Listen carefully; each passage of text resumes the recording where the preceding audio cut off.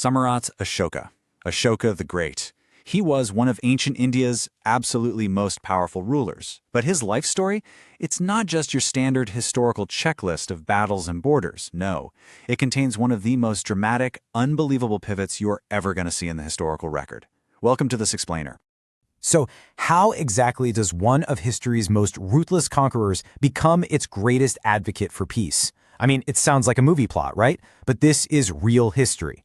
Today, we're diving into how a man initially famous for just immense cruelty completely flipped the script on his legacy, fundamentally reshaping not just his empire, but the entire philosophical landscape of Asia. Part 1. Early Life and Rise. Okay, so picture this. We're in the 3rd century BCE. Ashoka didn't just start from scratch. He inherited a massive, highly efficient machine. His grandfather, Chandragupta, founded the Mauryan Empire, and his father, Bindusara, expanded it even further. So by the time Ashoka was crowned emperor around 268 BCE, he was handed the keys to a vast territory stretching all the way across northern, central, and western India. He was born into immense power, and those early years of his reign, they were all about continuing that aggressive, expansionist military tradition. But here's the thing. His rise to power was dark, like incredibly dark. Now, it's worth noting that a lot of these accounts come from later Buddhist legends, but they paint a genuinely terrifying picture of his early years. According to these texts, Ashoka had 99 of his own brothers killed just to secure the throne after his father died. He was so notoriously vicious that he earned the nickname Chandashoka, which literally translates to Ashoka the Fierce. The legends even talk about him building this horrific torture prison in his capital, Pataliputra, which people called Ashoka's Hell. So, whether those specific stories are a bit exaggerated or not, the historical consensus is crystal clear. Early Ashoka was a man who used absolute ruthless brutality to consolidate his grip on the empire. Part 2. The Kalinga War. So, what actually changes a man from a bloodthirsty conqueror into a pacifist? Well, around 261 BCE, Ashoka set his sights on Kalinga, which was this really strategically important region on India's eastern coast. His army marched in and they defeated Kalinga. It was a massive military victory, exactly like the ones his ancestors pulled off. But the sheer human cost of this specific war was so massive, so completely catastrophic, that it triggered something deeply unexpected in the emperor. Instead of boasting about his conquest, which, let's be honest, is what ancient kings usually did, Ashoka recorded his profound remorse directly into stone. In his major rock edict 13, he lamented the enormous numbers of people killed, captured, and displaced in Kalinga. He witnessed this devastation firsthand, and it fundamentally broke the conqueror's spirit. Instead of throwing a victory parade, he expressed deep, crushing regret. You have to understand how incredibly rare it is for an ancient ruler to carve their own apologies and regrets into stone for all the world to see. It's just unprecedented. Part 3. The Path of Dhamma. The contrast here is just staggering. The man he was, Chandashoka, Ashoka the Fierce, defined entirely by bloodshed, was just gone. And in his place emerged Dhammashoka, Ashoka the Righteous.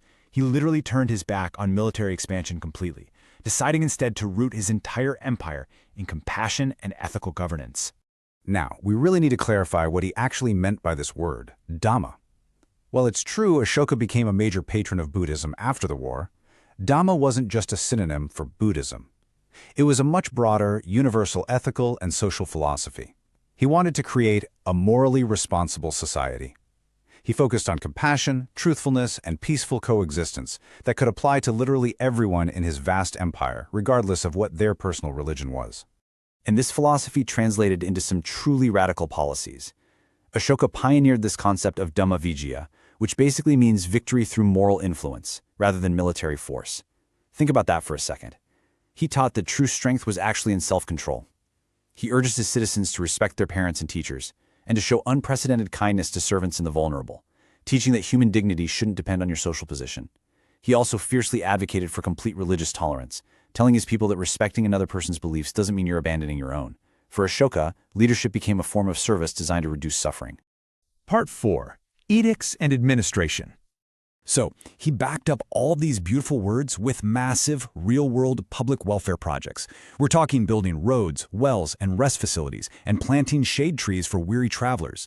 But get this, here is the truly astonishing part. He established medical care not just for humans, but for animals too. He encouraged cultivating medicinal plants and actively restricted animal slaughter, hunting, and cruel treatment. I mean, this was an ancient empire that suddenly became deeply, institutionally concerned with universal welfare. And he didn't just cross his fingers and hope his local governors would pass this message along. First off, he carved his policies directly onto rocks, caves, and these towering stone pillars across the empire, so he could communicate directly with his subjects. Next, he appointed dedicated officials called Dhamma Mahamatras, whose entire job was just to promote social welfare and fairness.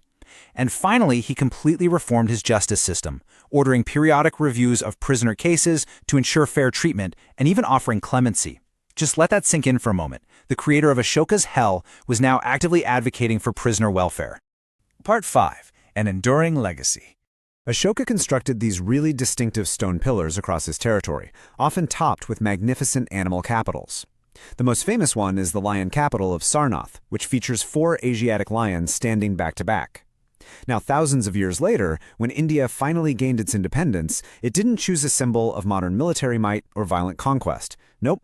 It chose Ashoka's lion capital as the official state emblem of India, permanently embedding his ancient ideals of justice, peace, and tolerance into the very foundation of the modern republic. And the number 24 is just as vital.